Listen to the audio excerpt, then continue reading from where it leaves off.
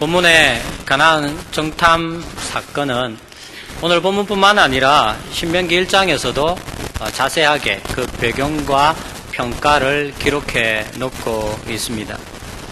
신명기 1장을 살펴보면 가나안 정탐은 하나님께서 먼저 그들에게 명령하신 것이 아니라 이스라엘 백성들이 모세를 통해 하나님께 정탐할 것을 요청했음을 알 수가 있습니다. 신명기 1장 22절 말씀에 보면 이렇게 되어 있습니다.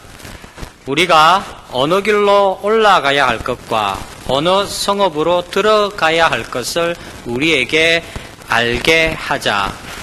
가나안 땅을 정복해야 되는데 그 전쟁을 어떤 방식으로 어느 성읍부터 공략해 가는 것이 효율적인지 살피자라고 말을 한 것입니다. 이것에 대해 하나님께서 오늘 모세를 통해 이스라엘 백성들에게 허락의 말씀을 주십니다. 민수기 13장 18절에서 20절의 말씀을 보아도 이 부분을 잘 알 수 있습니다. 모세가 정탐꾼들을 보내면서 한 말입니다. 그 땅이 어떠한지 정탐하라. 곧 땅 거민이 강한지 약한지 많은지 적은지와 그들이 사는 땅이 좋은지 나쁜지와 사는 성읍이 진영인지 산성인지 토지가 비옥한지 메마른지 나무가 있는지 없는지를 탐지하라. 담대하라. 전쟁을 할 때 과거 전쟁들을 보면 여러 가지 상황에 따라서 전략을 다르게 쓰고 특별히 공성전을 할 때 나무가 많이 필요했기 때문에 이런 부분들을 살피는 건 현명하고 지혜로운 것입니다. 그들의 요청대로 모세가 정탐꾼을 보내면서 어떻게 전쟁을 감당해야 될지 자세히 살피라고 거듭 이야기를 하였습니다. 그런데 이것이 모세가 정탐꾼을 가나안 땅으로 보낸 목적의 전부는 아닙니다. 13장 18절 말씀을 다시 한번 보십시오. 그 땅이 어떠한지 정탐하라. 땅이 어떤지를 살피라고 했습니다. 지금까지 흘러온 문맥을 보면 전쟁하기에 그 땅이 어떤지를 살펴보라는 이야기로만 받아들일 수 있습니다. 그러나 20절에 제가 조금 전에 읽지 않은 한 가지의 내용이 여기에 첨가되어 있습니다. 20절 하반절을 보십시오. 또 그 땅에 실과를 가져오라 하니 그때는 포도가 처음 익을 즈음이었더라. 땅에 실과를 가져오라고 모세가 정탐꾼들에게 명령을 합니다. 땅을 정탐한다라는 건 사실은 바로 이 실과를 가져오는 것으로 대변될 수 있습니다. 모세가 정탐꾼들에게 가나안 땅을 정탐하는 목적으로 이 부분을 강조하고 있습니다. 땅 자체에 관심을 두어라는 것이죠. 실과를 가져와서 살펴보면 그 실과를 통해 그 땅이 하나님께서 애굽에서 자신들에게 약속하신 그대로 젖과 꿀이 흐르는 땅인지를 알 수가 있습니다. 실과를 가져오므로 그들은 하나님의 언약의 성취가 과연 이루어질지 아닐지를 알 수가 있는 것이죠. 이런 문맥에서 보면 가나안 정탐은 하나님의 언약 성취 여부를 결정하는 것과 밀접하게 연결이 되어 있습니다. 그 땅에 가서 실과를 가져와서 보았더니 정말 하나님이 언약하신 그대로라면 그 언약을 하신 하나님께서 가나안 땅을 자신들에게 주실 것이라는 것도 쉽게 믿을 수 있기 때문입니다. 이스라엘 백성들은 약속의 땅을 눈앞에 두고 군사적인 효율성으로 그 땅을 바라보기를 원했습니다. 하지만 하나님께서는 모세를 통해서 그들이 보아야 할 것은 언약의 증거로서 가나안 땅이었기 때문에 그것을 주목하고 그것을 바라보라고 거듭 강조하고 계십니다. 이건 이스라엘 백성들에게 매우 중요한 일입니다. 민수기 10장 33절에 이렇게 말씀이 기록되어 있습니다. 그들이 여호와의 산에서 떠나 3일 길을 갈 때에 여호와의 언약궤가 그 3일 길 앞서가며 그들의 쉴 곳을 찾았고 홍해를 건너 광야로 들어왔을 때뿐만 아니라 시내산에서 가나안 땅을 향하여 출발했을 때 여호와 하나님의 언약궤가 이스라엘 백성들보다 3일 앞서 행하였다라고 증언하고 있습니다. 민수기 10장 33절 우리가 조금 전에 읽었던 말씀에 보니 여호와께서 친히 3일 앞서 가셔서 이스라엘 백성들의 쉴 곳을 찾았다라고 기록하고 있습니다. 가나안 땅을 향하는 이스라엘 백성들이 할 일은 사실 아무것도 없습니다. 항상 그들에게 먼저 언약하시고 그 언약을 성취하시는 여호와 하나님을 쫓아가는 순종만 그들에게 필요할 뿐입니다. 이스라엘이 가나안 땅에 들어간다라는 것은 스스로 길을 개척하여 들어가는 것이 아니라 앞서 행하시는 하나님의 뒤를 철저하게 따라가면 되는 것입니다. 가나안 땅에 들어간다라는 건 이런 것입니다. 우리가 구원을 이루며 하나님의 복된 자리에 이르는 것을 굉장히 어렵게 생각하고 아무나 갈 수 없다라고 그렇게 말하지만 성경은 거기에 동의하지 않습니다. 하나님의 약속에 따라 약속의 땅에 따라 들어가는 건 너무나도 쉬운 일입니다. 이런 관점에서 보면 지금 그 땅을 먼저 살펴보자라고 요구하는 이스라엘 백성들의 이 생각들은 사실은 어울리지 않고 적합하지 않은 것입니다. 그래서 하나님께서는 모세를 통해 이스라엘 백성들이 보고 주목해야 될 것이 무엇인지 거듭 강조해 주십니다.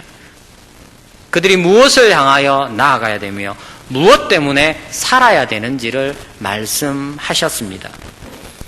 그런데 오늘 우리가 본문의 말씀을 살펴본 것처럼 이스라엘 정탐꾼은 40일 동안 약속의 땅을 살사시 훑었으나 엉뚱한 것만 보고 되돌아왔습니다.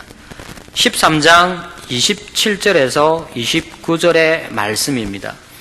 정탐꾼들이 모세와 회중 앞에서 이렇게 말합니다.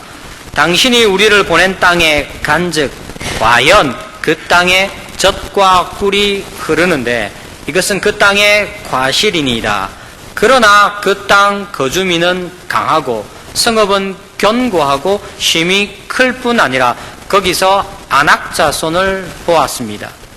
29절에 보면 각 이스라엘의 가나안 집 족속들이 어느 곳에 가며 어떻게 방비하고 있는지를 말하고 있습니다. 언뜻 보면 열 정탐꾼이 모세가 보낸 그것들을 잘 살펴보고 돌아와서 정확한 보고를 하는 것처럼 보입니다. 젖과 꿀이 흐르는 땅이 맞았다라고도 이야기를 했고 그 땅의 거주민이 굉장히 강할 만큼 든든하다라는 이야기도 했습니다. 그러나 이 정탐꾼의 보고는 정확하지 않고 엉터리 보고입니다. 열 정탐꾼이 모세와 이스라엘 백성 앞에 내어놓은 보고의 핵심은 33절입니다. 13장 33절 말씀 함께 읽겠습니다. 거기서 네피림 후손인 아낙 자손의 거인들을 보았나니 우리는 스스로 보기에도 메뚜기 같으니 그들이 보기에도 그와 같았을 것이니라. 우리는 스스로 보기에도 메뚜기 같았다. 열 정탐꾼이 가나안 땅에서 살펴본 것은 이 땅이 과연 하나님의 언약하신 말씀대로 젖과 꿀이 흐르는 땅인지가 아니었습니다. 또는 그들이 처음 의도한 대로 이 땅을 공격하기 위해서 어떤 방식으로 어떻게 접근하는 것이 효율적인지도 살펴보지 않았습니다. 그들이 바라보고 40일 동안 깊이 숙고한 것은 내가 과연 이 땅을 정복할 수 있을까였습니다. 정탐꾼들은 자기를 중심으로 자기가 서 있는 현실을 파악했습니다. 땅이 어떠하냐를 보고 오라고 했는데 땅을 보지 않고 자신을 보고 되돌아온 것입니다. 이런 지식은 많으면 많을수록 우리에게 독이 됩니다. 현실의 절망적인 비참함을 정확하게 파악하면 파악할수록 우리는 내일에 대한 소망을 결코 가질 수 없습니다. 낭망하고 절망하는 사람들은 자신이 발딛고 서 있는 현실이 어떠한지를 너무나도 잘 아는 사람들이기 때문에 그러합니다. 정탐꾼이 했던 이야기를 한번 다시 보십시오. 우리는 메뚜기 같다. 메뚜기 같은 것이 아니라 사실은 원래 이스라엘이 메뚜기였습니다. 그들이 바로를 물리치고 애굽에서 나올 힘이 있었습니까? 지난 광야의 길을 그들이 안전하게 걸을 능력이 그들에게 있었습니까? 그들은 본래 메뚜기였습니다. 그들은 전사가 아니라 원래 아무것도 할 수 없는 메뚜기였습니다.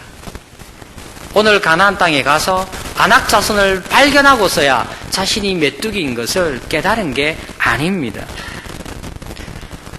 우리가 인생을 살아가면서 우리 자신이 누구인지, 내가 얼마나 허약한지를 깨닫기도 합니다. 그러나 굳이 그렇게 어렵게 우리 자신을 알아갈 필요가 없습니다. 하나님께서 성경을 통해 우리가 철저히 무능력한 죄인임을 거듭 강조하고 있지 않습니까? 세상은 우리에게 이렇게 말합니다. 큰일 났다. 너 이렇게 가면 안 돼. 그러니 이렇게 해야 돼. 세상의 말에 속지 마십시오. 원래 우리는 아무것도 할 수 없는 메뚜기와 같은 사람들이었습니다. 보십시오. 이제 자신들이 메뚜기인 것을 처음 안 것이냐, 호들갑을 떨던 열 정탐꾼과 온 이스라엘 백성들이 어느 길로 들었습니까? 스스로 절망의 늪에 빠집니다. 13장 30절입니다. 갈렙이 모세 앞에서 백성을 조용하게 하고 이르되, 왜 갈렙이 백성들을 조용하게 했을까요? 정탐꾼들의 보고 위에 갑자기 30절에 갈렙이 백성들을 조용하게 해야 될 일이 뭐가 일어났을까요? 14장 1절이 그것을 보여줍니다. 14장 1절 말씀 우리 성도님들께서 읽어보겠습니다.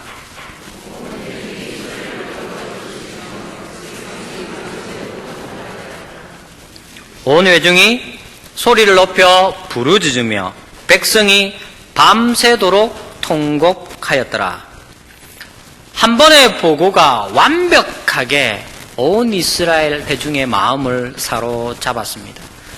열 정탐꾼의 보고가 얼마나 대단했는지 200만의 회중이 그 정탐꾼들이 보고 느꼈던 공포와 절망을 자신들의 손으로 만지며 생생하게 느끼고 있습니다. 참으로 안타까운 일이 일어납니다. 사실 우리 자신을 보아도 이스라엘 백성들과 크게 다르지 않음을 우리는 금방 발견합니다. 이스라엘 백성들이 약속의 땅을 앞에 두고 이렇게 불신앙으로 행했느냐, 참 어리석다. 우리는 그렇게 쉽게 말하지만 우리 역시 인생길에서 얼마나 허약합니까? 우리는 신령하고 아름다운 것에 끌리기보다는 오늘 이스라엘 백성들이 그리한 것처럼 악하고 거짓된 것에 더 쉽게 휩쓸리지 않습니까? 무엇에 끌리는가를 보면 우리는 내가 누군지를 정확하게 알 수 있습니다. 이스라엘 백성들의 모습을 보십시오. 그들은 신령하지 않는 사람이라는 것을 그들이 선택한 보고를 통해 드러내고 있지 않습니까? 절망의 공포에 사로잡힌 이스라엘 백성들이 말합니다. 14장 2절, 3절, 4절 말씀입니다. 세 절 말씀을 같이 읽겠습니다. 이스라엘 자손이 다 모세와 아론을 원망하여 온 회중이 그들에게 이르되, 우리가 애굽 땅에서 죽었구나. 이 광야에서 죽었으면 좋았을 것을 어찌하여 여호와가 우리를 그 땅으로 인도하여 칼에 쓰러지게 하려 하는가? 우리 처자가 사로잡히리니 애굽으로 돌아가는 것이 낫지 아니하랴. 이에 서로 말하되 우리가 한 주의관을 세우고 애굽으로 돌아가자 하매. 지난 광야길에서 이스라엘 백성들이 끊임없이 내뱉었던 그 말이 또다시 파란 광야에 울려 퍼지고 있습니다. 애굽으로 돌아가는 것이 낫지 아니하냐. 우리가 잘 아는 지난 이스라엘 백성의 광야 길을 한번 되돌아 보십시오. 그들은 맨 처음부터 오늘의 안락에만 관심이 있었습니다. 이스라엘 백성의 관심은 오늘 하나님이 내게 무엇을 주시느냐입니다. 하나님께서 얼만큼 우리에게 주시느냐, 이게 이스라엘 백성들의 주된 관심이었습니다. 그래서 오늘 하나님께서 내게 응답하시고 내가 그토록 부르짖었던 것을 주시면 감사하며 기뻐합니다. 하지만 어제 하나님께서 내게 응답하시고 나를 구원의 길에 세워주셨으나 오늘 내게 응답하지 않으시고 오늘 하나님의 자비하신 얼굴을 보여주지 않으면 그 하나님을 향하여 불평하였습니다. 이스라엘 백성들은 그들에게 구원을 주시고 그들을 안식의 땅으로 인도하시는 삼위 한 분 하나님 그분 자체에 대한 관심이 무척 적었습니다. 하나님과 하나님이 행하실 내일에 대한 기대가 그들 마음에는 없는 것처럼 보입니다. 마침내 이렇게 하나님을 향하여 불신앙을 품었던 이스라엘 백성들은 하나님께서 그들에게 선물로 주신 아름다운 것을 이제 왜곡하기 시작합니다. 우리가 잘 아는 말씀이 13장 32절에 기록되어 있습니다. 13장 32절 전반부를 보십시오. 이스라엘 자손 앞에서 그 정탐한 땅을 악평하여 이르되 우리가 두루 다니며 정탐한 땅은 그 거주민을 삼키는 땅이요. 그들이 발을 디뎠던 약속의 땅을 악평했다라고 말합니다. 거주민을 삼키는 땅에 하나님을 우리를 데리고 오셨다라고 그들이 소리를 높이고 있습니다. 지금 이스라엘 백성들은 자신들이 가나안 땅에 들어가지 못하는 것은 상황이 나쁘기 때문이라고 말합니다. 하나님이 허락하신 형편이 여의치 않기 때문에 내가 더 믿음으로 나가지 못한다라고 말하고 있습니다. 그러나 성경은 이스라엘 백성들이 하나님의 능력을 믿지 않고 신뢰하지 않았기 때문이라고 정확하게 지적하십니다. 신명기 1장 26절에 모세가 이때를 회고하며 이스라엘 백성들에게 말합니다. 너희가 올라가기를 원하지 아니하고 너희의 하나님 여호와의 명령을 거역하였다. 너희가 올라가기를 원하지 아니하여 하나님의 명령을 거역했다. 상황이 나빴기 때문이 아닌 것이죠. 어쩔 수 없었다가 아니라는 말입니다. 오늘 우리도 우리의 삶의 길에서 믿음으로 살아가는 이 인생길에서 이스라엘과 같은 불신앙 때문에 우리가 할 수 없는 이유들을 스스로 만들어낼 때가 굉장히 많습니다. 상황이 진정 나쁘고 형편이 되지 않아서가 아니라 거역하고자 하는 나의 악한 마음 때문에 할 수 없는 상황들을 내가 만들어내고 인정하며 고백하는 것이죠. 오늘 본문의 이스라엘 백성들처럼 우리도 순종하기 싫어서 상황을 탓하고 하나님을 탓하는 것입니다. 선악을 알게 하는 나무 열매를 먹은 것이 하나님이 주신 여자 때문이라고 말한 우리 조상의 그 죄에 우리가 여전히 동참하며 그 죄 가운데서 살아가는 것이죠. 보십시오. 여호와 하나님께서 이들을 이렇게 평가하십니다. 14장 11절 말씀입니다. 14장 11절 함께 읽겠습니다. 여호와께서 모세에게 이르시되 이 백성이 어느 때까지 나를 멸시하겠느냐. 내가 그들 중에 많은 이적을 행하였으나 어느 때까지 나를 믿지 않겠느냐. 이 백성이 어느 때까지 나를 멸시하겠느냐. 어느 때까지 나를 믿지 않겠느냐. 하나님을 믿지도 않고 하나님을 멸시한다라고 하나님께서 이 이스라엘 백성들을 평가하십니다. 14장 35절에 보면 이스라엘 백성들이 나를 거역하는 악한 회중이라고 하나님께서 말씀합니다. 그리고 43절에 하나님께서 이렇게 말씀합니다. 14장 43절 말씀을 같이 보겠습니다. 아말렉인과 가나안이 너희 앞에 있으니 너희가 그 칼에 망하리라. 너희가 여호와를 배반하였으니 여호와께서 너희와 함께하지 아니하시리라 하나. 너희가 그들의 칼에 망하리라. 너희가 여호와를 배반하였으니 여호와께서 함께하지 아니하시리라. 14장 19절에 보면 모세가 하나님께 이 악한 백성들 위하여 기도합니다. 모세가 이렇게 기도합니다. 하나님, 오늘까지 이 백성의 죄를 용서하지 않으셨습니까? 진정 하나님은 애굽 땅에서 이 백성들의 하나님이 되셔서 그들을 구원하신 이후에 매일매일 그들의 죄와 그들의 믿음 없음을 불쌍히 여기시며 용서해 주셨습니다. 그러나 약속의 땅을 눈앞에 두고 이스라엘 백성들은 여전히 그 하나님을 믿지 않고 하나님을 멸시하고 있습니다. 14장 22절에 하나님께서 이 백성은 나의 이적을 보고서도 내 목소리를 청종하지 아니한다 탄식하며 아파하십니다. 진정 이스라엘 백성들은 우리를 구원하시는 우리 아버지 하나님께 대한 관심이 조금도 없는 것 같습니다. 그런데 여기에 이들과 다른 참 믿음의 사람이 있습니다. 13장 30절 말씀을 같이 보겠습니다. 갈렙이 모세 앞에서 백성을 조용하게 하고 이르되 우리가 곧 올라가자 그 땅을 취하자 능히 이기리라. 갈렙이 이렇게 말합니다.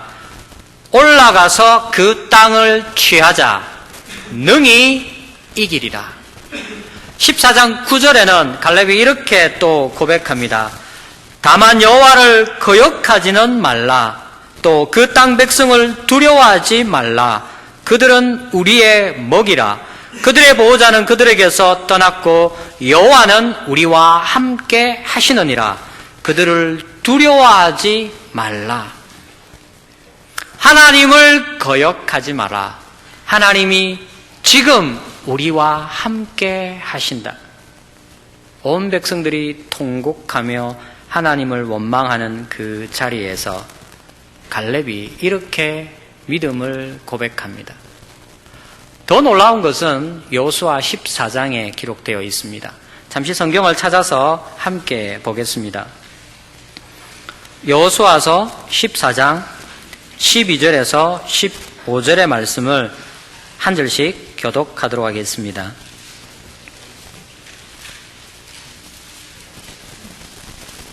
여호수아서 14장 12절 말씀입니다. 그날에 여호와께서 말씀하신 이 산지를 지금 내게 주소서. 당신도 그날에 들으셨거니와 그곳에는 아낙 사람이 있고 그 성읍들은 크고 견고할지라도 여호와께서 나와 함께 하시면 내가 여호와께서 말씀하신 대로 그들을 쫓아내리이다 하니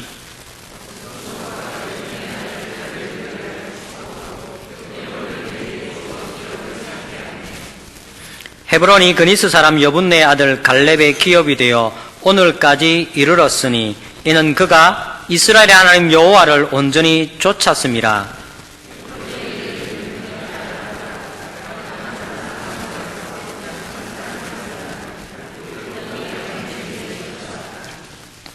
갈렙은 광야 40년 동안 가나안 땅을 처음 디뎠을 때 하나님을 향하여 품었던 열정을 조금 더 끄트리지 않고 그의 가슴속에 담고 있었습니다. 하나님이 약속하신 그 땅을 발로 밟았던 그 느낌과 그 땅의 열매를 손으로 만졌던 촉감을 40년 동안 조금도 잊지 않고 가슴속에 뜨겁게 품고 있었습니다. 그리고 마침내 그는 아낙 자손을 자신의 손으로 정복함으로 하나님 안과 온 이스라엘 회중 앞에서 내어 뱉었던 자신의 신앙 고백을 멋지게 증명해 내었습니다. 사랑하는 성도 여러분, 현실적인 신앙과 현실 신앙은 완전히 다릅니다. 현실적인 신앙은 자신이 서 있는 현실이 얼마나 혹독하며 어려운가를 잘 압니다. 그러나 동시에 그들은 그 인생 가운데서 자신을 구원하시는 하나님과 하나님의 능력도 너무나 잘 알고 있습니다. 그래서 그 어려운 인생길에서 기꺼이 하나님의 말씀을 선택합니다. 세상 물정은 아무것도 모르는 채 무작정 믿습니다 하고 달려가는 게 아닙니다.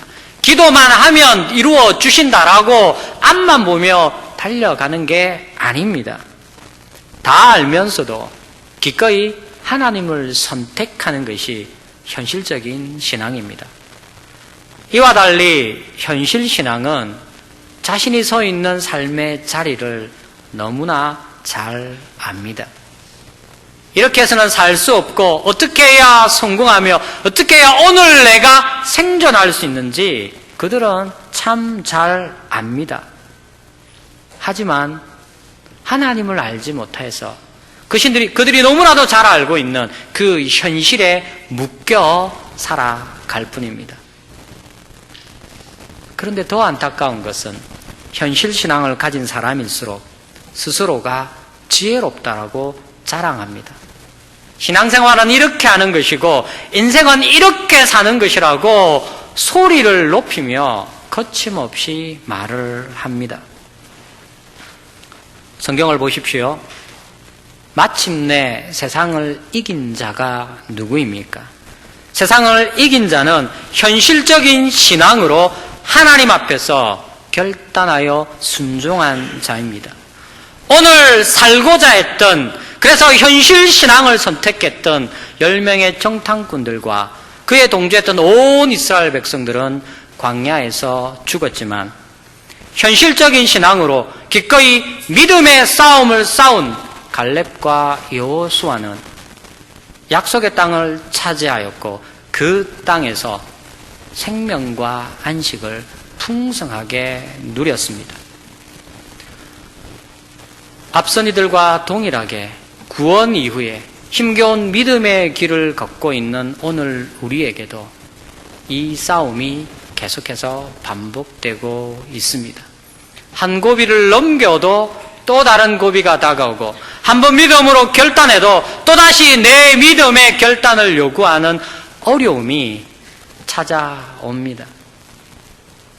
저와 여러분은 어느 편에 서 있습니까? 한 가지 더 살펴볼 것이 있습니다.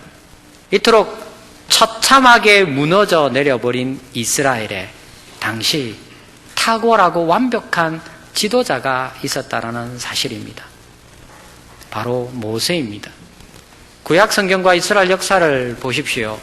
모든 리더십의 완벽한 모델은 모세입니다. 모세와 같은 지도자가 이스라엘 역사에 더 이상 없습니다.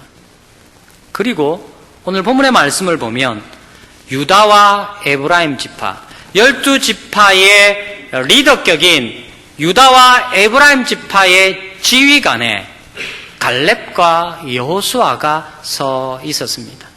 참 믿음의 사람이었으며 탁월한 경건의 능력을 소유한 이들입니다. 오늘 본문에서 우리가 본 것처럼 이토록 암울한 상황 속에서도 지도자로서 마땅히 해야 될 자리를 지킨 것이 갈렙과 여호수아입니다. 하지만 성경은 이것만으로 충분하지 않음을 우리에게 가르쳐주고 있습니다. 소수의 경건으로는 다수의 불신앙을 다 제어할 수 없기 때문입니다. 모두가 흠모하는 탁월한 지도자가 있었지만 이스라엘 백성들은 가나안 땅에 들어가지 못했습니다. 지금 우리는 교회든 사회든 지도자의 문제로 모든 것을 환원하는 습관에 빠져 있습니다. 지도자만 바뀌면 모든 것이 좋아진다라는 잘못된 생각에 사로잡혀 있습니다. 물론 지도자가 바르게 선택하느냐 그러지 않느냐가 굉장히 큰 영향을 미칩니다. 하지만 지도자가 모든 것이 아님을 오늘 성경이 말씀하고 있지 않습니까? 대통령을 바꾸면, 목사를 바꾸면, 아니면 아버지를 바꾸면 가정이 바뀌고 교회가 달라지고 나라가 변할까요? 결코 그렇지 않습니다. 공동체 전체가 성숙하고 성장하지 않으면 탁월한 리더는 시대를 잘못 만난 선각자에 불과합니다. 역사를 돌아보십시오. 많은 준비된 리더들이 준비되지 않은 대중들 때문에 소리 없이 쓰러져 갔습니다. 리더가 문제가 아니라 공동체인 우리 그리고 내가 문제인 것입니다. 우리가 공동체와 함께 성숙하고 성장할 때 내가 하나님 편에 서는 것을 선택할 때 가정이 달라지고 교회가 바르게 설 수 있습니다. 온 공동체가 마음을 다하여 바른 편에 설 때 그 사회가 견고해질 수가 있습니다. 사랑하는 성도 여러분, 온 가족이 함께 자리하는 이 명절에 소수의 외침과 눈물이 아니라 모두가 손을 잡고 하나님을 향하여 힘있게 일어서는 그 복을 누리시기를 우리 주 예수님의 이름으로 축원합니다. 아멘. 말씀을 가지고 함께 기도하겠습니다.